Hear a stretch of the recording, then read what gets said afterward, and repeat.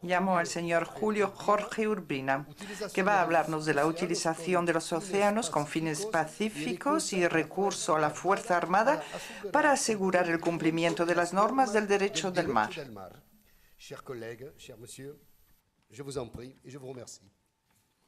Muy bien, muchas gracias. En primer lugar, y muy rápidamente, mis felicitaciones a los organizadores del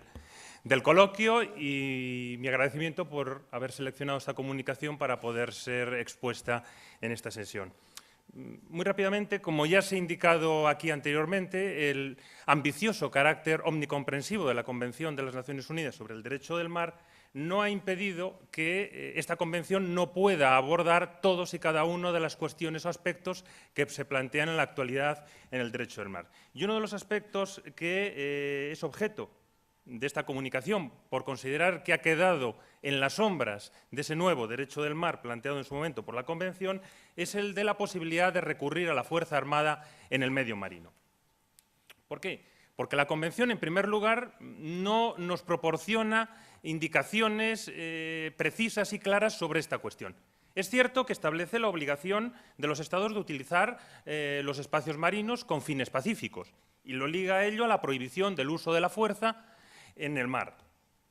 establecida en el artículo 301 de la Convención. De ahí se podría derivar que es ilícito todo uso de la fuerza en el mar, a excepción de los casos de legítima defensa o de acción del Consejo de Seguridad en el marco del capítulo 7º.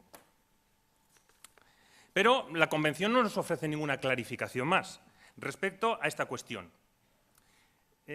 Lo que ocurre es que, si bien es cierto que determinadas actividades militares agresivas en el medio marino estarían prohibidas por este artículo, esto posiblemente no pudiera decirse de otro tipo de medidas coactivas de carácter violento que los Estados pueden utilizar o utilizan en el medio marino para asegurar el cumplimiento de las disposiciones de la propia Convención o de las leyes y reglamentos que los Estados hayan dictado en ejecución de esas disposiciones. Por ejemplo, en el ámbito, se ha hecho estos incidentes en el ámbito de la persecución de diferentes actividades delictivas, en concreto la piratería, en materia de pesca o en el contexto de reivindicaciones o controversias marítimas entre Estados vecinos.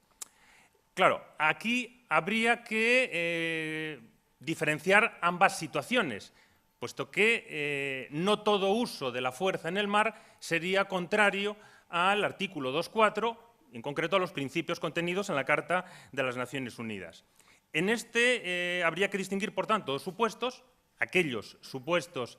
contrarios al artículo 2.4, frente a aquellos otros supuestos donde los Estados utilizan la Fuerza Armada en el marco de o como parte de las medidas de ejecución para asegurar las disposiciones de la Convención. En este segundo supuesto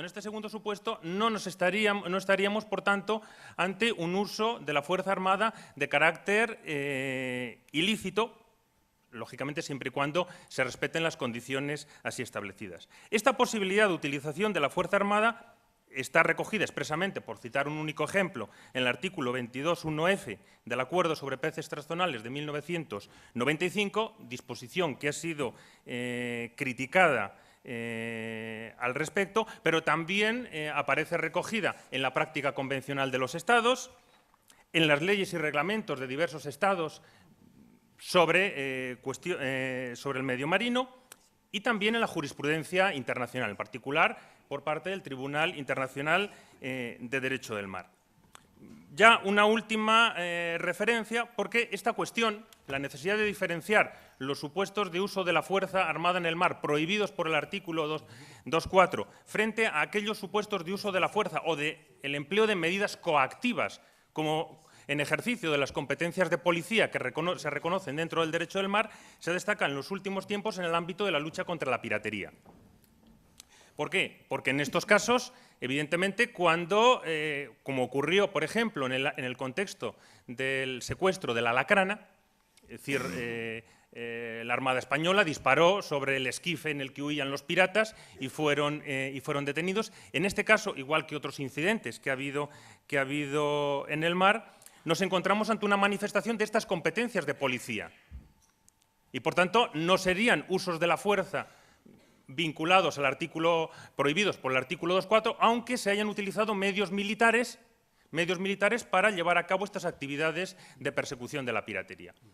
Lo mismo se puede decir en relación con las autorizaciones del Consejo de Seguridad, que en sentido estricto, al menos eso es lo que deseo mantener en la comunicación, no serían en sentido estricto autorizaciones del uso de la fuerza, sino que lo que hace el Consejo de Seguridad es, con el consentimiento del Gobierno somalí, ampliar al mar territorial las competencias de policía que los Estados pueden ejercer en alta mar. Y, por tanto, en ese sentido, no es, por tanto, una autorización del uso de la fuerza al uso de las que ha llevado a cabo el Consejo de Seguridad en otras situaciones de conflicto. Salvo, en mi opinión, y con esto ya termino, un único caso, que me parece que es diferente, es la autorización contenida en la resolución 1851, que es la que permite atacar bases piratas en territorio somalí. Probablemente, yo entiendo que en este caso sí sería diferente, porque en este caso no